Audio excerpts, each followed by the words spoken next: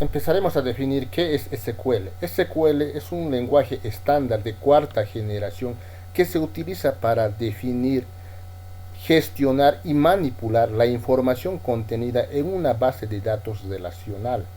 Sus siglas significan Structured Query Language o en español lenguaje estructurado de consulta. SQL es declarativo, lo que significa que tan solo tendremos que indicar al sistema gestor de base de datos qué es lo que queremos obtener y el sistema nos dirá cómo obtenerlo. Es un lenguaje sencillo y potente que se emplea para la gestión de la base de datos a distintos niveles de utilización, desde los usuarios, programadores y administradores de la base de datos. Vamos a recordar qué es una base de datos. Una base de datos es un conjunto de datos organizados y relacionados entre sí, almacenados sistemáticamente con la intención de ser utilizados en la posteridad. Entre las características principales de una base de datos podemos mencionar: los datos están interrelacionados, la redundancia es mínima y el acceso a los datos es concurrente por múltiples usuarios. ¿Qué es un sistema de gestión de base de datos? Es un software de tipo muy específico dedicado a servir de interfaz entre la base de datos y el usuario y las aplicaciones que la utilizan. Además, proporcionan las herramientas necesarias para realizar al menos las siguientes tareas: definir la estructura de los datos, manipular los datos, es decir, insertar nuevos datos, así como modificar, borrar y consultar los datos existentes, mantener la integridad de la información y proporcionar control, privacidad y seguridad de los datos en la base de datos, restringiendo el acceso a los usuarios. Los sistemas de gestión de base de datos más difundidos son SQL Server, MySQL, MariaDB, PostSQL y Oracle. Los principales sistemas de gestión de base de datos incorporan un motor SQL que permite enviar comandos SQL para que sean procesados por el motor del servidor. Entre los tipos de sentencias de SQL que podemos ejecutar en una base de datos se distinguen de dos grupos. Primero, que es el lenguaje de manipulación de datos con select, insert, delete y update. En el otro grupo, en el lenguaje de definición de datos, tenemos la sentencia create para crear objetos de base de datos, drop para eliminar objetos de base de datos y alter para alterar o modificar objetos de base de datos.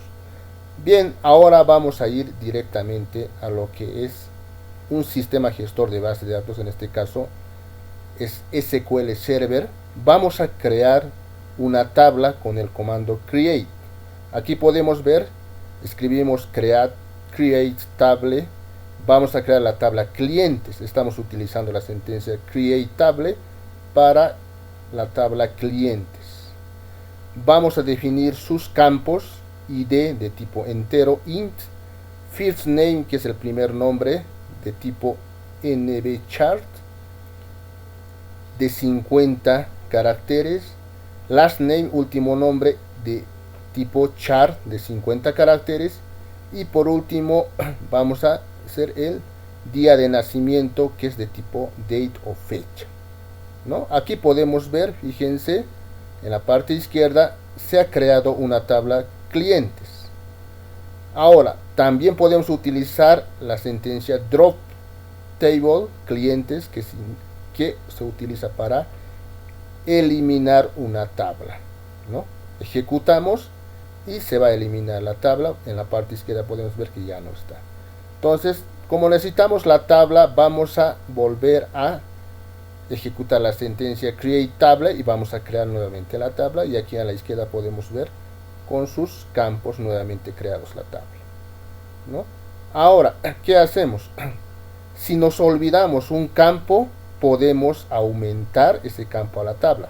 No es necesario que creemos otra tabla también. Entonces, ¿qué hacemos? Agregamos ese campo que nos hemos olvidado de dirección. Entonces, para ello utilizamos la sentencia alter table clientes, refiriéndonos a la tabla clientes, add es de agregar, address, dirección, de tipo char de 250 caracteres. Ejecutamos y fíjense aquí en la parte izquierda ya ha aumentado un campo que es dirección address, ¿no? Entonces de esta forma nosotros podemos aumentar los campos. Ahora, ¿qué hacemos? Vamos a insertar los datos a cada campo.